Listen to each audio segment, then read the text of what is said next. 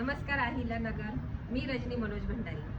आपल्या देशाच्या निर्मलाताई सीतारमण यांनी आत्ताच बजेट मांडलं आहे, तर त्यासाठी त्याच्याविषयी मी तुमच्याशी थोडंसं बोलणार आहे।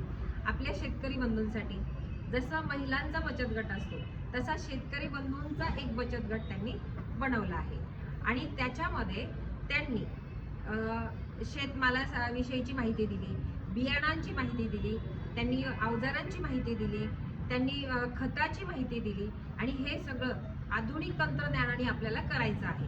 पण त्याच्यामध्ये जे आपण उत्पादन घेतो ते चांगल्या क्वालिटीचे यायला पाहिजेत, चांगले झाले पाहिजेत आणि आधुनिकतेने ते कसे जास्तीत जास्त आपल्याला उत्पादन भेटेल आणि त्याचं आपण मोठ्या प्रमाणात आपण त्याचं कशी विक्री करू मोठ्या मार्केटमध्ये, ह्याचंही त्यांनी आपल्याला मार्गदर्शन केलेलं आहे। आणि FPO हे शेतकऱ्यांचं एक संघटन आहे, म्हणजे संघटन म्हणण्यापेक्षा बचत गट म्हणावा हा।